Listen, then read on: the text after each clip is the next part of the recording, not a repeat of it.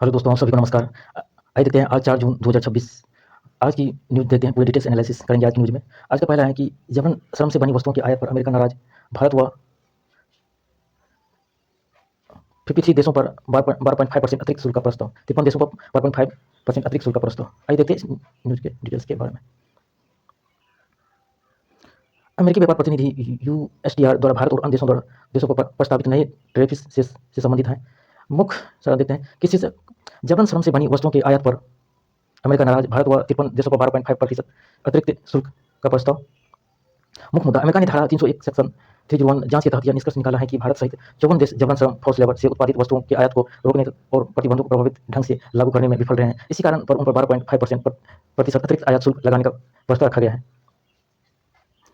अन्य देशों की स्थिति, कुछ कुछ देश जैसे कनाडा, इक्वाडोर, यूरोप संघ, इंडोनेशिया, मेक्सिको, पाकिस्तान, जिन्होंने आंशिक रूप से नियम लागू किए हैं, उन पर 10% अतिरिक्त शुल्क शुल्क का प्रस्ताव है।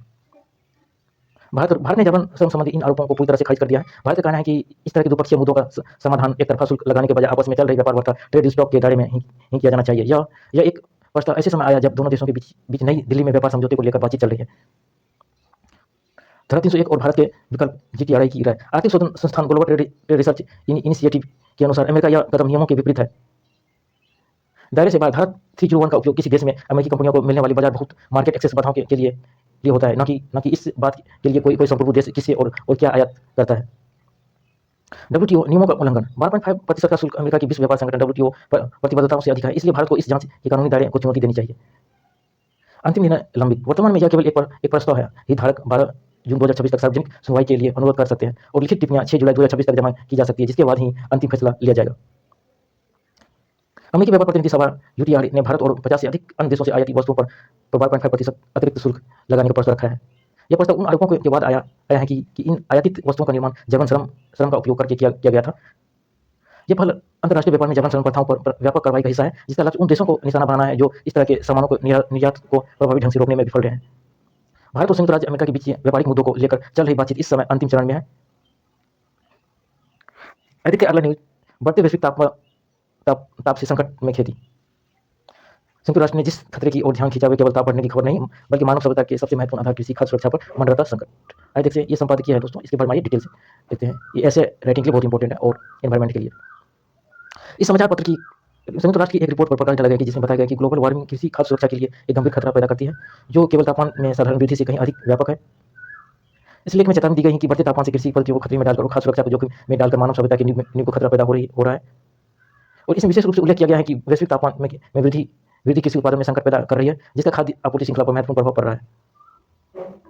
इस समाचार पत्र के लेख में ग्लोबल वार्मिंग, बढ़ते वैश्विक ताप के कारण कृषि और खाद्य सुरक्षा पर मंडराते संकट के बारे में विस्तार में चर्चा की गई। देखिए मुख्य संयुक्त राष्ट्र चेतावनी शीर्षक, बढ़ते वैश्विक ताप से संकट में खेती। यूएन की रिपोर्ट। संयुक्त राष्ट्र की रिपोर्ट के अनुसार तापमान का बढ़ना केवल मौसम बदलाव नहीं है, यह मानव सभ्यता के सबसे महत्वपूर्ण आधार कृषि और खाद्य सुरक्षा के लिए एक गंभीर खतरा है। कृषि और अर्थव्यवस्था पर प्रभाव। आजीविका पर संकट। भारत जैसे कृषि प्रधान देश में करोड़ों लोगों की आजीविका सीधे तौर पर खेती से जुड़ी है। फसलों का नुकसान। अत्यधिक गर्मी और बेमौसम मौसम के कारण फसलें समय से पहले पक रही है, जिससे अनाज के दानों का आकार छोटा हो रहा है और उत्पादन घट रहा है। लागत में बढ़ोतरी। भूजल ग्राउंड वाटर का स्तर नीचे से गिरने से किसानों की सिंचाई लागत बढ़ रही है। पशुपालन और डेयरी पर असर। गर्मी के कारण मवेशियों में बीमारी और मृत्यु दर बढ़ रही है, जिससे दूध उत्पादन और डेयरी उद्योग पर बुरा असर पड़ रहा है। सामाजिक और आर्थिक परिणाम। बेरोजगारी और पलायन। यदि खेती में लगातार नुकसान होगा तो ग्रामीण क्षेत्रों में बेरोजगारी बढ़ेगी। इसके परिणामस्वरूप लोग काम की तलाश में शहर की ओर पलायन करेगी। महंगाई। खाद्यान्न फूड ग्रेन की कमी के कारण बाजारों में कीमतें बढ़ेगी, जिससे गरीब और मध्यम वर्ग के लिए भोजन जुटाना मुश्किल हो जाएगा। समाधान, भविष्य की राह। तकनीकी और वैज्ञानिक सुधार। किसानों को मौसम के अनुकूल बीज, बेहतर तकनीक और नई पद्धतियां अपनानी होगी। प्राकृतिक संतुलन। जल संरक्षण, पेड़ लगाने और प्रदूषण कम करने जैसे उपायों को प्राथमिकता देनी होगी। वैश्विक जिम्मेदारी। विकसित देशों को औद्योगिक विकास के नाम पर किए जा रहे हैं कार्बन उत्सर्जन को कम करना होगा, क्योंकि इसका खामियाजा विकासशील देशों के गरीब किसानों को भुगतना पड़ रहा है। संयमित सत्य की शक्ति। एक और संपादक है दोस्तों, इसके बारे में ऐसे रेटिंग के बहुत इंपॉर्टेंट है, देखते हैं इसके बारे में। इस छवि में तनुजा चौबे द्वारा लिखित संयमित शक्ति शीर्षक से हिंदी में एक संपादकीय लेख प्रदर्शित किया गया है। यह सत्य बोलने की बारीकी को अन्वेषण करता है, इस बात पर जोर देते हुए कि सत्य को सीधे बोलने के बजाय सहानुभूति, श्रोता की दृष्टि जागरूकता और समयबद्धता के साथ प्रस्तुत किया जाना चाहिए। यह लेख जनसत्ता समाचार के संपादकीय पृष्ठ पर दुनिया मेरे आगे कोलम प्रकाशित हुआ है। यह लेख संयमित सत्य की शक्ति, द पावर ऑफ रेस्ट्रेनेड ट्रूथ शीर्षक से है, जिसे तनुजा चौबे ने लिखा है। यह मुख्य रूप से इस बात पर प्रकाश डालता है कि केवल सच बोलना ही काफी नहीं, बल्कि उसे सही समय, सही तरीके और संवेदनशीलता के साथ बोलना भी उतना ही जरूरी है। सारांश विश्लेषण मुख्य बिंदु। सत्य केवल सत्य नहीं, एक प्रभाव है। चरित्र का निर्माण सत्य बोलना और सिद्धांतों के साथ जीना व्यक्ति के चरित्र को मजबूत बनाता है। तरीकों को मत बचपन से हमें हमेशा सच बोलो सिखाया जाता है, लेकिन जैसे-जैसे हम बड़े होते हैं हमें समझ आता है कि सच को किसी तरह किस लहजे में कहा जाए बहुत मायने रखता है। कठोरता से नुकसान। यदि सच को बिना सोचे समझे बेहद कठोरता से बोला जाए तो वह रिश्तों में दूरियां बढ़ा देता है। सच जब हथियार बन जाता है, संवाद बनाम प्रहार। जब सच में संवेदनशीलता खत्म हो जाती है तो वह बातचीत संवाद नहीं रह जाता है, बल्कि एक हथियार या प्रहार बन जाता है। अहंकार की लड़ाई। अक्सर बहस के दौरान लोग सच के नाम पर एक दूसरे को नीचा दिखाने या खुद को श्रेष्ठ साबित करने की कोशिश करने लगते हैं। ऐसे में मुख्य उद्देश्य बहस जितना हो जाता है, रिश्तों को बचाना नहीं। वैचारिक मतभेद और अहंकार। संवाद का अंत। जब बातचीत किसी विचारधारा या सिद्धांत पर केंद्रित होती है तो लोग अपनी बात को सही साबित करने के लिए अड़ जाते हैं और इससे संवाद खत्म होने लगता है और अहंकार बढ़ने लगते हैं। आक्रामकता। ईमानदारी जब आक्रामकता में बदल जाती है तो वह रिश्तों में अविश्वास पैदा करती है। लेख के अनुसार ऐसी स्थिति में व्यक्ति की सोच पर हमला करने के बजाय उसकी भावनाओं को समझना चाहिए। संयमित सत्य की शक्ति। निष्कर्ष। सुझाव बनाम आदेश। सत्य को किसी भी आदेश की तरह नहीं बल्कि एक सुझाव का सलाह की तरह पेश किया जाना चाहिए। थोपा गया सच हमेशा विरोध पैदा करता है। सच्ची ताकत। एक ईमानदार और सत्यप्रिय व्यक्ति कभी कमजोर नहीं होता है। उसकी सबसे बड़ी ताकत उसका आत्मबल और आत्मसंयम होता है। सत्य की जीत। ईमानदारी और सम्मान के साथ कहा गया सच कभी हारता नहीं, भले ही उसे शुरुआती दौर में विरोध या अकेलेपन का सामना करना पड़े, लेकिन अंत में उसे सम्मान जरूर मिलता है। अगला टॉपिक कृषि इंजीनियरिंग। कृषि व तकनीक का संगम। ये बहुत इंपॉर्टेंट है दोस्तों, एग्रीकल्चर से रिलेटेड है, साइंस टेक से भी रिलेट कर सकते हैं। इस समाचार पत्र में भारत में कृषि अभियांत्रिकों की भूमिका दायरे पर चर्चा की गई है और कृषि के आधुनिक में इसके महत्व पर प्रकाश डाला गया है। इस क्षेत्र में पाठ्यक्रम प्रदान करने वाले प्रमुख शैक्षणिक संस्थानों की रूपरेखा दी गई है, जिसमें IIT खड़गपुर विभिन्न कृषि विद्यालय शामिल हैं। इस लेख में करियर के अवसरों का विस्तार से वर्णन किया गया है, जिसमें सुझाव दिया गया है कि स्नातक नई मशीनरी की डिजाइन या कृषि प्रक्रिया के अनुकूलन पर काम कर सकते हैं। यह समाचार पत्र का लेख कृषि इंजीनियरिंग एग्रीकल्चर इंजीनियरिंग करियर के बारे में विस्तृत जानकारी देता है। यहाँ लेखक का मुख्य सारांश दिया गया है। मुख्य बिंदु। कृषि इंजीनियरिंग कृषि और तकनीकी का संगम है। यह कृषि को अत्यधिक उत्पादक, सुनिश्चित और पर्यावरण अनुकूल बनाने में मदद करता है। शैक्षणिक मार्ग। 12वीं विज्ञान वर्ग साइंस स्ट्रीम से पास करें। इसके बाद कृषि इंजीनियरिंग बीटेक या BE डिग्रियां प्राप्त कर सकते हैं और इसके बाद MTech या डिप्लोमा भी किया जा सकता है। अनुमानित फीस। इस पाठ्यक्रम की फीस 10,000 से 2.5 लाख तक हो सकती है। संस्थान के अनुसार अलग अलग। प्रमुख संस्थान IIT Chennai, IIT Kanpur, IIT Kharagpur, IIT Roorkee, राष्ट्रीय विश्वविद्यालय गुरुग्राम आदि। प्रवेश परीक्षा JEE Mains, JEE Advanced, JEE GATE, ICAR, IEEE और AIEEE और विभिन्न राज्य स्तरीय परीक्षाएं। मुख्य कार्य। कृषि उपकरणों की डिजाइन, नई तकनीकों का विकास, भूमि और जल संरक्षण, फसलों को सुरक्षित बनाना। करियर और वेतन। शुरुआती वेतन लगभग 33,000 रुपये से 10 लाख रुपये तक हो सकता है, जो अनुभव और कौशल के साथ बढ़ता है। आइए देखते हैं कि ये कैनवा डिजाइनिंग की दुनिया में युवाओं के लिए रोजगार का नया द्वार। ये इम्प्लॉयमेंट रिलेटेड टॉपिक है, आइए इसके बारे में बताते हैं। इस समाचार पत्र के लेख में इस बात पर पता चला गया है कि कैनवा जैसे डिजिटल उपकरण किस प्रकार युवाओं के लिए ग्राफिक डिजाइन में नए रोजगार के अवसर पैदा कर रहे हैं। इसमें इस बात पर जोर दिया गया है कि ये प्लेटफॉर्म व्यापक तकनीक प्रशिक्षण की आवश्यकता के बिना डिजाइनिंग को सुलभ बनाते हैं। यह संभवतः प्रमुख हिंदी समाचार पत्र दैनिक भास्कर में प्रकाशित हुआ है। यह लेखक कैनवा के माध्यम से ग्राफिक डिजाइनिंग दुनिया में युवाओं के लिए उभरते रोजगार के अवसरों के बारे में है। सारांश। महत्वपूर्ण मुख्य बिंदु है बदलाव बाजार। डिजिटल तकनीकी आर्टिफिशियल इंटेलिजेंस के कारण काम करने के तरीके बदले हैं और जिससे नौकरियां के नए अवसर पैदा हुए हैं। सरल प्रक्रिया। पहले वीडियो संपादक या ग्राफिक डिजाइन के लिए लंबे परीक्षण और तकनीक विशेषज्ञता की जरूरत होती थी। अब कैनवा जैसे यूजर फ्रेंडली टूल्स ने इसे बहुत आसान बना दिया है। करियर के विकल्प। लाखों युवाओं कैनवा और इसके जैसे टूल्स सीखकर freelancing content creation, social media management और डिजाइनिंग में अपना करियर बना रहे हैं। कैनवा की विशेषता। Drag and drop. इसकी सबसे बड़ी विशेषता इसका सरल इंटरफेस है। बिना किसी तकनीकी ज्ञान के भी कोई भी व्यक्ति आकर्षक डिजाइन तैयार कर सकता है। विविध विकल्प। इसके जरिए social media post, YouTube thumbnail, poster, presentation और विज्ञापन सामग्री आसानी से बनाई जा सकती है। तैयार टेम्पलेट। प्लेटफॉर्म पर हजारों रेडीमेड टेम्पलेट्स, हाई क्वालिटी तस्वीरें, आइकन और फ्रंट उपलब्ध है, जिन्हें यूजर अपनी जरूरत के अनुसार बदल सकते हैं। Team work. सहयोगात्मक कार्य। Work from home. घर से काम। इस दौर में कई लोग एक साथ ही डिजाइन पर लाइव काम कर सकते हैं, सुझाव दे सकते हैं और बदलाव कर सकते हैं। Mobile apps. कंप्यूटर के अलावा एक ऐप भी उपलब्ध है जिसे लोग कहीं भी और कभी भी अपने प्रोजेक्ट को एक्टिव कर सकते हैं। यह विद्यार्थियों, फ्रीलांसरों, स्टार्टअप्स और छोटे व्यापारियों के बीच काफी लोकप्रिय है। अगला टॉपिक है कि न्यायालय ने उच्च स्तरीय विशेषज्ञ समिति गठित की है। अरावली की परिभाषा पर नई सिरे से विचार करने का मामला है। सर्वोच्च न्यायालय ने अरावली पर्वतमाला की परिभाषा और सीमांकन से संबंधित रिपोर्ट की समीक्षा के लिए एक उच्च स्तरीय विशेषज्ञों की समिति का गठन किया गया है। भारतीय सर्वेक्षण FSI के महानिदेशक की अध्यक्षता वाली समिति पर्यावरण प्रभाव की जांच करने और 31 अगस्त 2026 तक एक विस्तृत रिपोर्ट प्रदान करने का कार्य सौंपा गया है। तो इस समिति में भारतीय भूवैज्ञानिक सर्वेक्षण पर्यावरण मंत्रालय के सदस्य और भारतीय मानव बस्ती संस्थान जैसे शैक्षणिक संस्थानों के विशेष शामिल है। यह समाचार पत्र की सुप्रीम कोर्ट उच्च न्यायालय द्वारा पारिस्थितिक रूप से संवेदनशील अरावली पर्वतमाला की परिभाषा और सीमांकन की समीक्षा के लिए एक उच्च स्तरीय विशेषज्ञ समिति गठन करने की महत्वपूर्ण खबरें से संबंधित है। इस खबर के विस्तृत और मुख्य बिंदु। मुख्य निर्णय। उच्च स्तरीय समिति का गठन। उच्च न्यायालय ने केंद्र सरकार द्वारा तैयार की गई अरावली पर्वतमाला की परिभाषा और सीमांकन संबंधी रिपोर्ट की स्वतंत्र एवं वैज्ञानिक समीक्षा करने के लिए एक उच्च स्तरीय विशेषज्ञ समिति हाई पावर कमेटी HPC का गठन किया गया है। रिपोर्ट सौंपने की समय सीमा न्यायालय ने इस समिति को 31 अगस्त 2026 तक अपनी विस्तृत और अंतिम रिपोर्ट प्रस्तुत करने का निर्देश दिया गया है। पुरानी रिपोर्ट पर न्यायालय ने इससे पहले 29 सितंबर पर्यावरण एवं जलवायु परिवर्तन मंत्रालय MOEFCC द्वारा अक्टूबर 2025 में तैयार की गई रिपोर्ट समिति का संरचना सदस्य यह समिति वानिकी भूवैज्ञानिक पर्यावरण पारिस्थितिकी के मुख्य विशेषज्ञों को मिलाकर बनाई गई है। कंचन देवी अध्यक्ष भारतीय वानिकी अनुसंधान एवं शिक्षा परिषद ICCFRE की महानिदेशक और 1991 बैच भारतीय वन सेवा IFS अधिकारी, डॉक्टर सुभाष आशुतोष भारतीय वन संरक्षण FSI के पूर्व महानिदेशक, डॉक्टर राजेंद्र कुमार वर्मा भारतीय भूवैज्ञानिक संरक्षण GSI के पूर्व निदेशक, ब्रिजमोहन सिंह राठौर पर्यावरण एवं जलवायु परिवर्तन मंत्रालय के सचिव संयुक्त आयुक्त, प्रोफेसर अशोक कुमार भटनागर दिल्ली विश्वविद्यालय के वनस्पति विज्ञान के पूर्व विशेष आमंत्रित सदस्य इसे नाम दिए ये professor Jagdish Swami Indian institute of human satellite, इस सब ये नाम दिए हैं दोस्तों। इसका नाम एग्जाम में छोटे एग्जाम से बैंक की पूछ सकते हैं। आइए जांचें मुख्य उद्देश्य वैज्ञानिक मापदंडों के आकलन। समिति ये जांच करेगी क्या अरावली पहाड़ियों की पहचान के लिए प्रस्तावित ऊंचाई मापदंड जैसे 100 मीटर ऊंचाई मापदंड और वैज्ञानिक व्यापारिक रूप से सही है। पारिस्थितिक संरक्षण न्यायालय ने जोर दिया है कि अरावली क्षेत्र के संरक्षण के लिए सभी संबंधित पक्षों जैसे कि दिल्ली, राजस्थान, हरियाणा सरकार स्थानीय समुदाय पर्यावरण और विकास के परामर्श पर तटस्थ स्वतंत्र विशेष राय प्राप्त करना बेहद जरूरी है। आइए देखते हैं कि तो कुछ उसका भाग छूट गया था। भारत व 43 देशों पर 12.5% अतिरिक्त शुल्क का प्रस्ताव, ये कुछ उसके पेज है, उसके बारे में डिटेल्स रह गए थे। हिंदी में लिखे गए समाचार पत्रों में कि भारत और 53 देशों से आयातित वस्तु पर 12% अतिरिक्त शुल्क प्रस्ताव लगाने पर चर्चा की गई है। अमेरिका एक व्यापारिक प्रतिनिधि उल्लेखित है। इन देशों पर लक्षित उन्हें जबरन श्रम निर्मित वस्तुओं के आयात पर प्रतिबंध प्रभावी ढंग से लागू नहीं किया गया है। फल का उद्देश्य है कि देशों को व्यापार समझौते और श्रम नियमों को मजबूत करने के लिए बढ़ावा देना है।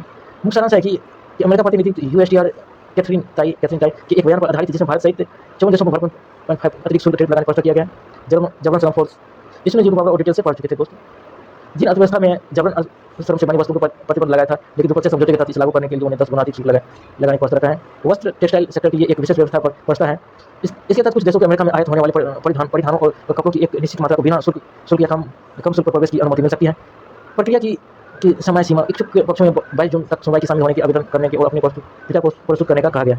आया कुवैत हवाई अड्डे पर ड्रोन से हमले में एक भारतीय की मौत। हिंदी समाचार कुवैत हवाई हमले के टर्मिनल पर ड्रोन में एक भारतीय नागरिक की मौत और अन्य लोगों के घायल होने की घटना रिपोर्ट में ये हमले के अड्डे के बुनियादी ढांचे काफी नुकसान और यातायात निलंबित। इस ड्रोन मिसाइल हमले को जुड़े व्यापक संघर्ष के परिणाम स्वरूप इसके आसपास के भारतीय नागरिक को चोट पहुंची है। कुवैत हवाई अड्डे टर्मिनल की निशाना बनाकर कई ड्रोन हमला किया गया है। जान माल के नुकसान इस भारतीय नागरिक की मौत के बारे में बताया गया। यातायात ईरान टर्मिनल निशानाबाद कुवैत हवाई अनुल्लेखित, इसके बारे में दोस्तों पढ़ लेना, एग्जाम से रिलेटेड इंपॉर्टेंट है। आज देखते हैं ये 10,000 करोड़ रुपये के कोष को मिली मंजूरी। अरे केंद्रीय मंत्री बैठक के विमान ईंधन की कीमत पर से रखने के लिए तैयार का फैसला। देखते हैं इसके बारे में दोस्तों। एक भारतीय केंद्रीय मंत्री द्वारा विमान ईंधन कीमतों की स्थिति रखने के लिए 10,000 करोड़ की मंजूरी कोष को मंजूरी देने के निर्णय के बारे में निर्णय एयरलाइंस को वित्तीय नुकसान को बचाने और दिल्ली एनसीआर प्रदूषण कम करने के लिए पुराने ट्रकों और बसों को हटाने की एक परियोजना का हिस्सा है। मंत्रिमंडल ने मध्य प्रदेश में 4,415.60 करोड़ रुपये की राजमार्ग परियोजना और तेलंगाना में 7,597 करोड़ रुपये की राज परियोजना को मंजूरी दी गई है। इस उपायों का उद्देश्य परिवहन व्यवस्था को स्वच्छ एवं सुलभ बनाना है, जिसके तहत दिल्ली एनसीआर से 2 लाख से अधिक पुराने वाहनों को हटाने का लक्ष्य है। जिसमें केंद्रीय मंत्रिमंडल यूनियन कैबिनेट द्वारा दिए गए विभिन्न महत्वपूर्ण निर्णयों की खबर दी गई है। इस समाचार पत्र की मुख्य खबरों की विमान ईंधन ATF की कीमतें स्थिर रखने के लिए 10,000 करोड़ का कोष। मुख्य निर्णय केंद्रीय मंत्री ने विमान ईंधन एविएशन टरबाइन फ्यूल ATF की कीमतों को स्थिर रखने के 10,000 करोड़ रुपये के विशेष कोष को मंजूरी दी गई है। कारण कि अंतर्राष्ट्रीय बाजार में विमान ईंधन की कीमतें लगातार बढ़ रही थी। मार्च में 1.50 प्रति लीटर से बढ़कर मई में करीब 142 प्रति लीटर तक पहुंच गई थी, जिससे विमान कंपनियों पर वित्तीय दबाव बढ़ गया था। इस कोष से प्रस्तावित एयरलाइंस को घाटे से उभरने यात्रियों के हवाई किराए को नियंत्रित करने में मिलेगी। सरकारी पेट्रोल कंपनियां OMC इस कोष से मिलने वाली राशि का उपयोग करके एयरलाइंस को ऐसी दरों पर ईंधन की आपूर्ति करेगी। दिल्ली एनसीआर से हटाएंगे 2 लाख से अधिक पुराने ट्रैक और बसें। योजना को दिल्ली एनसीआर और क्षेत्र में वायु प्रदूषण को कम करना और स्वच्छ परिवहन बढ़ावा देना।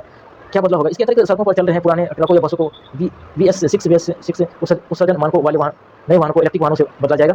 संख्या इसे दिल्ली एनसीआर में संचालित लगभग 1.991 लाख ट्रक और 16,329 बसें सड़क से हटाई जाएंगी। मध्य प्रदेश में 4,415.60 करोड़ राजमार्ग परियोजना की मंजूर परियोजना। मध्य प्रदेश के करीब 4,500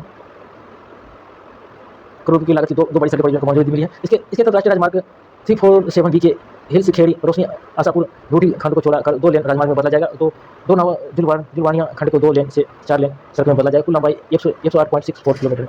बिहार में खगड़िया पूर्णिया 4 लेन परियोजना को हरी झंडी दी है। परियोजना बिहार में खगड़िया पूर्णिया खंड NH31 और NH231 को 4 लेन राजमार्ग में अपग्रेड करने की मंजूरी दी गई है। लागत व मॉडल यह परियोजना BOT build operated transfer model पर 3,936.04 करोड़ रुपये की लागत में विकसित की जाएगी। तेलंगाना में 7,597 करोड़ राजमार्ग परियोजना की स्वीकृति। इतना रुपया 7,597 करोड़ की राजमार्ग परियोजना की स्वीकृति। परियोजना तेलंगाना में 190.76 किलोमीटर लंबाई वाली 2 प्रमुख राष्ट्रीय राजमार्ग परियोजना को मंजूरी दी गई है, जिसकी कुल लागत 7,597.16 करोड़ रुपये है। अन्य मंजूरी इसके साथ ही ओडिशा में रामेश्वर में पारादीप तक नई राष्ट्रीय राजमार्ग की निर्माण को कैबिनेट ने मंजूरी दी गई, जिसकी कुल लंबाई परियोजना लागत 8,379 करोड़ रुपये है। आइए देखते हैं दोस्तों अगला न्यूज़ है कच्चे तेल के दाम चढ़ने से सूचकांक 304 अंक टूटा, जिससे निफ्टी भी नुकसान में। आइए देखते हैं इस न्यूज़ के बारे में। बीएसई सेंसेक्स 303.60 अंक गिरकर 74,346.17 पर बंद हुई, जबकि निफ्टी 17.95 अंक गिरकर 23,405.60 पर बंद हुआ। बाजार में गिरावट के प्रमुख कारणों में आईटी शेयरों की भारी बिक वाली, कच्चे तेल की बढ़ती कीमतों और संस्थागत निवेशकों द्वारा पूंजी का बहिर्वाह शामिल थे। टाटा कंसल्टेंसी सर्विसेज टीसीएस में 8.43% की महत्वपूर्ण गिरावट देखी गई। वहीं टेक महिंद्रा और एचसीएल टेक जैसी अन्य आईटी कंपनियों के शेयरों में भी नुकसान हुआ है। वैश्विक तेल बेंचमार्क ब्रेंट क्रूड में 3% वृद्धि हुई है और यह $98.92 प्रति बैरल पर पहुंच गया है। छवि शेयर बाजार में आई गिरावट के बारे में एक हिंदी समाचार पत्र के सारांश के बारे में देखते हैं। कच्चे तेल के दाम में बढ़ने से सूचकांक 304 अंक टूटा, निफ्टी भी नुकसान हुए हैं। दिनांक मुंबई बाजार में गिरावट का मुख्य कारण है कच्चे तेल की कीमतें। वैश्विक तेल मानक ब्रेंट क्रूड 3% बढ़कर 9.2 अमेरिकी डॉलर प्रति बैरल पहुंच गया है। ये डिटेल्स है न्यूज़ के साथ। आईटी शेयरों में बिक वाली आईटी सेक्टर के शेयरों में भारी गिरावट देखी गई। विदेशी निवेशकों की निकासी। विदेशी संस्थान निवेशकों की एफआईए ने मंगलवार को 8,362.92 करोड़ रुपए के शेयर बचे।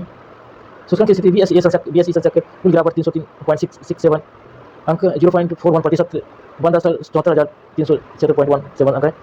इंट्राडे उतार चढ़ाव कारोबार के दौरान एक समय या 1,157.24 अंक तक लुढ़का गया। एनएसई निफ्टी कुल गिरावट 77.95 अंक 0.33%, बंद स्तर 23,405.60 अंक। शेयरों को प्रदर्शन में रहने वाले प्रमुख share IT sector Tata consultancy, इतना इसके बारे में चर्चा। प्रतिशत की गिरावट टेक महिंद्रा 6.23, एचसीएल टेक 5.25% की गिरावट, इन्फोसिस 3.82% की गिरावट, अन्य आईटी एयरटेल लाइसेंस एंड प्रोबो और बजाज फाइनेंस में भी गिरावट रही है। लाभ में रहने वाले प्रमुख शेयर जैसे InterGlobe Aviation, IndiGo, Bharatiya State Bank, SBI, ICICI Bank parent. देखते हैं दोस्तों आगे न्यूज़ क्या है कि सोना बचने की खबरें गलत। ये भौतिक भंडार 880.52 टन पर स्थित आरबीआई। आज देखते हैं इस न्यूज़ के बारे में डिटेल्स जानकारी देते हैं। भारतीय रिजर्व बैंक आरबीआई ने पुष्टि की है कि उसके भौतिक स्वर्ण भंडार 880.52 टन पर स्थित बने हुए हैं। केंद्रीय बैंक ने उन रिपोर्टों का खंडन किया है जिनमें से दावा किया गया था उनसे विदेशी मुद्रा जुटाने के लिए सोने के भंडार बेच दिए थे। आंकड़ों से पता चलता है कि 31 मार्च 2024 तक भारत के कुल विदेशी मुद्रा भंडार में सोने की हिस्सेदारी 16.70% थी। देखते हैं कि इसके बारे में डिटेल जानकारी। आरबीआई द्वारा सोने भंडार के लिए इसके बारे में डिटेल जानकारी देते हैं। सोने बेचने की खबर गलत। भौतिक भंडार इतना टन 880 स्थित आरबीआई। अफवाहों का खंडन। आरबीआई ने सोशल मीडिया और अन्य प्लेटफॉर्म में चल रही खबरों को पूरी तरह खारिज कर दिया गया, जिनमें से दावा किया जा रहा है कि केंद्रीय बैंक ने विदेशी मुद्रा भंडार में प्रतिबंध के लगभग $2 अरब का सोना बेचा है। भंडार की स्थिति बैंक ने स्पष्ट किया कि उसके भौतिक सोने के भंडार में कोई बदलाव नहीं हुआ है और यह 880.52 टन पर स्थित बना हुआ है। तथ्यों की जांच पत्र सूचना कार्यालय पीआईबी ने भी इन खबरों को एक फैक्ट चेक जारी कर इन्हें पूरी तरह से निराधार और गलत बताया है। जनता को सलाह। आरबीआई ने आम जनता को सलाह दी है कि वे ऐसी अफवाह को ध्यान न दें और केवल आधिकारिक स्रोतों से मिलने वाली जानकारी पर ही भरोसा रखें। एनसीआर में 1 अक्टूबर से प्रदूषण प्रमाण पत्र के बिना ही नहीं मिलेगा ईंधन। एनसीआर ने एक नई नीति घोषणा की जिसके तहत कि वैध प्रदूषण प्रमाण पत्र के बिना वाहनों के अक्टूबर से ईंधन नहीं दिया जाएगा। इस पहल का मुख्य उद्देश्य प्रदूषण को कम करना, जिसके तहत अधिकारी क्षेत्र में 37,136 ऐसे वाहनों की पहचान है कि जो अत्यधिक प्रदूषण फैला रहे हैं और निर्धारित सीमा से अधिक पुराने हैं। इस नियम को लागू करने के लिए अधिकारी ने पूरे एनसीआर 1041 पेट्रोल पंपों द्वारा प्रदूषण प्रमाण पत्र जांच प्रणाली को स्थापित करने की योजना बनाई है। दोस्तों इसके बारे में डिटेल्स आप पढ़ लेना, मैं इसको स्क्रीनशॉट ले लेना, मैं धीरे धीरे स्लाइड कर दूँ। इसका मुख्य उद्देश्य 2026 तक एनसीआर में प्रदूषण के स्तर 30 से 35% तक कमी लाना है। कड़े कदम जनवरी अप्रैल 2026 के बीच 460 अयोग्य घोषित वाहनों को जब्त किया गया है। वाहनों की पहचान एनसीआर के जिलों में करीब 26.19 लाख एंड ऑफ लाइफ यानी अपनी निर्धारित समय सीमा तक पूरे पुराने वाहनों को पहचान की गई है। अप्रैल 2026 तक इनमें से 136 वाहनों के इस्तेमाल में योग्य नहीं घोषित किया जा चुका है। निगरानी व्यवस्था इस नियम के तहत सख्ती से लागू करने के लिए एनसीआर की 1041 पेट्रोल पंपों पब्लिक एड्रेस सिस्टम को स्थापित किए जाएंगे। आइए देखते हैं कि अगला न्यूज़ क्या है कि मुकदमों से शादी सिर्फ कागजों पर ही बनी रहती है। आइए देखते हैं कि ये प्रॉपर्टी से रिलेटेड है। देखते हैं इसे मुख्य सारांश बिंदु देखते हैं कि मुकदमों से शादी सिर्फ कागजों पर ही बनी रहती है। जानते हैं सुप्रीम कोर्ट ने पिछले 15 साल से अलग रह रहे जोड़े के रिश्ते को औपचारिक रूप से खत्म करते हुए फैसला सुनाया। सुप्रीम कोर्ट की बेंचमार्क न्यायमूर्ति संखनन। दोस्तों इसको पढ़ लेना आप, ये उतना इंपॉर्टेंट नहीं है मेरे ख्याल से। हाँ ये है अनुच्छेद 142 का उपयोग सुप्रीम कोर्ट ने संविधान के अनुच्छेद 142 के तहत अपनी विशेष शक्तियों का इस्तेमाल करते हुए इस विवाह को पूरी तरह से मृत खत्म देते हैं पूरा।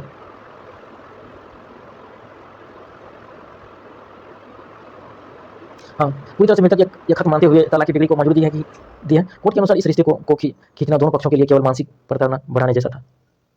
मामले की पृष्ठभूमि। विवाह अलगाव इस डॉक्टर दंपति की शादी दिसंबर 2007 में हुई थी। इसके बाद पत्नी गुजरात में और पति राजस्थान में सरकारी सेवा में कार्यरत थे। लंबा विवाद दोनों पक्षों के बीच 15 वर्ष से अलग रह रहे थे और उनके बीच कोई बातचीत या संबंध नहीं थे। हाईकोर्ट के पिछले आदेश के खिलाफ की गई अपील पर सुनवाई करते हुए सुप्रीम कोर्ट ने आखिरकार इस विवाह को विच्छेद को अंतिम रूप दिया। देखते हैं कि सीमा विवाद के बयान पर संसद में घिरे नेपाली प्रधानमंत्री बालेन। आई जानते इस बारे में डिटेल से। भारत नेपाल के बीच हाल ही में उपजे सीमा विवाद द्विपक्षीय बैठकों की रिपोर्ट करती है, नीचे दी गई। देखते हैं कि इसका मुख्य सुर्खियों और सारांश। सीमा विवाद के बयान पर संसद में घिरे नेपाल प्रधानमंत्री बालेन्द्र सीमा विवाद पर अपने बयान के कारण संसद में चौतरफा भाई हंगामे के बीच राष्ट्रीय सभा संसद के उच्च सदन की कार्रवाई को स्थगित कर दिया गया है। विवरण यह समझ नई दिल्ली काठमांडू के बीच चल रहे सीमा मुद्दों से संबंधित प्रधानमंत्री बोरेन्द्र बालेन शाह ने संसद में एक बयान दिया है कि भारत के साथ नेपाल ने भी कई जगहों पर भारतीय भूमि पर अतिक्रमण इंक्रोचमेंट किया है। इस असमान बयान पर नेपाल के विपक्षी नेता ने कड़ा विरोध जताया और प्रधानमंत्री से काफी वह बयान वापस लेने की मांग की है। विवाद के कारण राष्ट्रीय सभा की बैठक के बिना किसी मुख्य बजटीय कार्यसूची में प्रवेश किए स्थगित करनी पड़ी है। प्रधानमंत्री मोदी से नेपाल की सत्तारूढ़ पार्टी के प्रमुख की रवि लामिछाने ने मुलाकात की। नेपाल के सत्तारूढ़ राष्ट्रीय स्वतंत्र पार्टी आरएसपी ने अध्यक्ष रवि लामिछाने ने नई दिल्ली में भारतीय प्रधानमंत्री नरेंद्र मोदी से मुलाकात की थी। इस मुलाकात में प्रधानमंत्री नरेंद्र मोदी स्पष्ट किया कि भारत की पड़ोसी पहले नीति के तहत नेपाल एक अत्यंत प्राथमिकता वाला साझेदार देश है और उन्होंने नेपाल की नई सरकार के साथ मिलकर दोनों देशों के बीच बहुआयामी ऐतिहासिक संबंधों को नई ऊंचाई पर ले जाने की प्रतिबद्धता जताई। रवि लामिछाने ने भी दोनों देशों के बीच बेहतर आर्थिक और डिजिटल सहयोग की इच्छा जताई। भारत ने एक इंच जमीन पर अतिक्रमण नहीं किया है। भारत की 1 इंच जमीन पर भी अतिक्रमण नहीं किया है। नेपाल पूर्व प्रधानमंत्री के पी शर्मा ओली ने वर्तमान प्रधानमंत्री के दावे का विरोध करते हुए कहा है कि नेपाल में भारत की 1 इंच भूमि पर भी अतिक्रमण नहीं किया है। विवरण निचला खंडन कम्युनिस्ट पार्टी के नेता ओली ने बोरेन्द्र शाह के बयान को पूरी तरह से खारिज और निराधार बताया। उन्होंने कहा कि नेपाल ने कभी किसी अन्य देशों की सीमा का उल्लंघन नहीं किया है और प्रधानमंत्री को देश के इतिहास और संप्रभुता के खिलाफ ऐसा गैर जिम्मेदाराना बयान नहीं देना चाहिए था। सामूहिक मुख्य राजनीतिक हस्तियां बोरेन्द्र बालेन शाह ने नेपाल के वर्तमान और सबसे युवा प्रधानमंत्री जो मार्च 2026 में आम चुनाव के बाद सत्ता में आई। नरेंद्र मोदी भारतीय प्रधानमंत्री रवि लामिछाने नेपाल की सत्तारूढ़ राष्ट्रीय स्वतंत्र पार्टी आरएसपी के अध्यक्ष जो इस दौरान भारत के आधिकारिक दौरे पर थे। केपी शर्मा ओली नेपाल पूर्व प्रधानमंत्री और विपक्षी दल के प्रमुख नेता। आज देखते हैं अगला न्यूज है कि 2 लाख से अधिक आवेदकों ने चुकाए $1 लाख। आज देखते इस न्यूज को। अमेरिका की H1 वीजा के लिए आवेदन करने वाले 2 लाख से अधिक आवेदकों ने आवेदन की तेजी से प्रक्रिया के लिए $1 लाख का शुल्क अदा किया है। अमेरिकी नागरिकता और आव्रजन सेवा USCIS ने वित्तीय वर्ष 2026 के लिए लगभग 2.86 लाख 2,86,000 H1 वीजा आवेदन प्राप्त होने की सूचना दी है। उच्च शुल्क के कारण आवेदकों को लगभग 15 दिनों में संसाधित किया जा सकता है, जबकि समान आवेदनों में कई महीनों लग जाते हैं। इस पर उद्देश्य ग्रामीण क्षेत्रों में चिकित्सा पेशेवरों की कमी को दूर करना है। USA के H1B वर्क वीजा के लिए आवेदकों द्वारा किए गए भारी भुगतान और अमेरिकी ग्रामीणों में डॉक्टरों की कमी की समस्या से संबंधित है। लेकिन मुख्य बातें महत्वपूर्ण नीचे दी। मुख्य समाचार $1 लाख का भुगतान वित्तीय वर्ष 2026 में अमेरिका में काम करने के लिए H1B वीजा के 2 लाख से अधिक आवेदकों को प्रीमियम प्रोसेसिंग के तहत लगभग $83 लाख का मतलब $83 लाख का शुल्क चुकाया है। कुल आवेदकों की संख्या अमेरिकी गृह सुरक्षा विभाग DHS के मंत्री मार्क बेन मुलिन ने बताया है कि इस वर्ष अब तक लगभग कुल 2.86 लाख H1 वीजा आवेदन प्राप्त हुए हैं। प्रोसेसिंग का समय समान आवेदकों के निपटारे में करीब 7.5 महीने का समय लगता है, जबकि इतनी भारी प्रीमियम फीस देने वाले आवेदकों के दस्तावेजों का निपटारा मात्र 15 दिन में हो जाता है। ग्रामीण क्षेत्र में डॉक्टरों की कमी पर संसद सीनेट के विनियोग उप समिति के समक्ष गवाही देते हुए अमेरिकी सीनेट सुजन कोलिंस ने ग्रामीण इलाकों में चिकित्सा पेशेवरों को भारी कमी का मुद्दा उठाया। सीनेटर कोलिंस ने पूछा कि क्या उन डॉक्टरों और सर्जनों को इस भारी भरकम फीस $1 लाख से छूट दी जा सकती है। ग्रामीण क्षेत्रों के अस्पतालों में आपातकालीन सेवाओं देने के अमेरिका आना चाहते हैं। कोलिंस ने उदाहरण दिया कि मेन राज्य के उत्तरी हिस्से में एक स्थानीय ग्रामीण अस्पताल के लिए विदेशों से एक अत्यंत आवश्यक सर्जन नियुक्त करने में इस बड़ी फीस के कारण काफी दिक्कत आ रही है। कोलिन ने उदाहरण दिया कि मेन राज्य के उत्तरी हिस्से में एक स्थानीय ग्रामीण अस्पताल के लिए विदेशों से एक अत्यंत आवश्यक सर्जन नियुक्त करने में इस बड़ी फीस के कारण काफी दिक्कत आ रही है। सरकार का अवशासन। इस मुद्दे पर DHS मंत्री मार्क बेन मुलिन ने आश्वासन दिया है कि वह इस संबंध में संभावित समाधान तलाशेंगे और उन्होंने सहमति व्यक्त की कि विदेश परिस्थितियों के तहत नियमों में ढील देकर ग्रामीण क्षेत्रों में कुछ न्यायसंगत नियुक्ति जैसे डॉक्टरों की भर्ती का रास्ता साफ किया जा सकता है। देखते हैं दोस्तों खेल।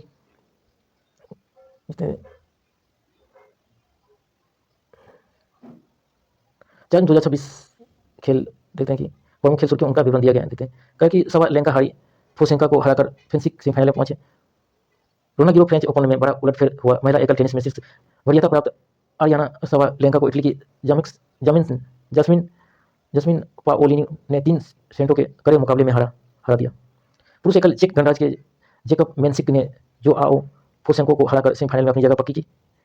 चीनी ताइपे को 13-1 से हराकर भारत सेमीफाइनल में पहुंचा।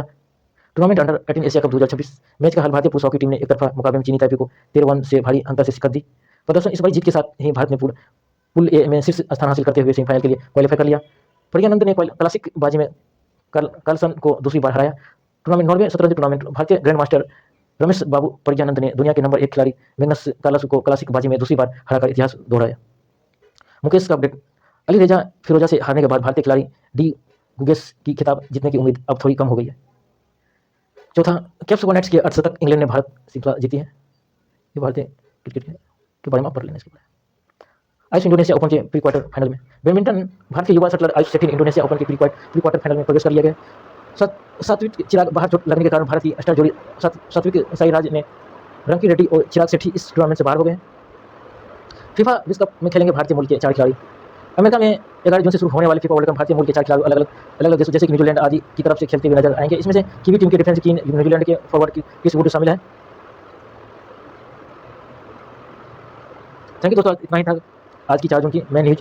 थैंक यू दोस्तों, आज के लिए इतना ही।